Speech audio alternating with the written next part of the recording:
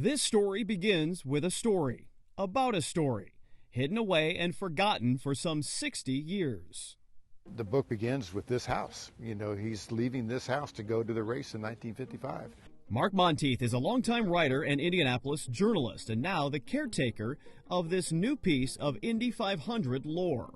To see this manuscript that was so old, 65 years old, and knowing his talent, I thought this thing has to get published, Angelo Angelolopolous was one of the top sports reporters for the Indianapolis News in the early 1950s. He began working on a book about Bill Vukovich. The young Californian had won the Indy 500 in 1953 and 54, but died tragically in a wreck while leading the race in 55. And it's a unique book because you are there. He's in the garage with Vukovich. He's at dinner with Vukovich. It's not like we're looking back all these years later on Bill Vukovich. This is like present tense book of being with him. Angelo had his story ready to go and a contract to release the book in 1960, but for unknown reasons that never happened.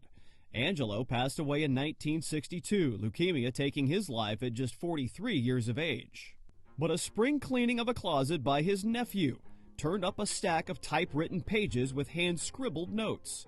Tucked away for some 6 decades, it all ended up in Mark's hands. My wife and I looked at it, and she's the one who was willing to type it into a laptop word for word so the editing process could begin.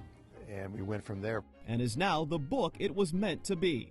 And I just felt like once I read it and knew the backstory of it, I thought this thing has to come out, whether it makes any money or not. It just has to be published.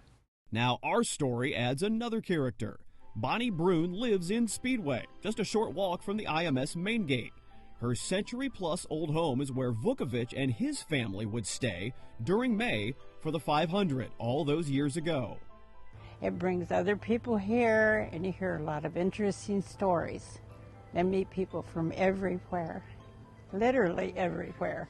So I've gathered little tidbits here and there. The past and the present of the Brickyard in a story that's now being shared across generations. I have no idea why this thing never got published, but so here we are 65 years later and able to get it out.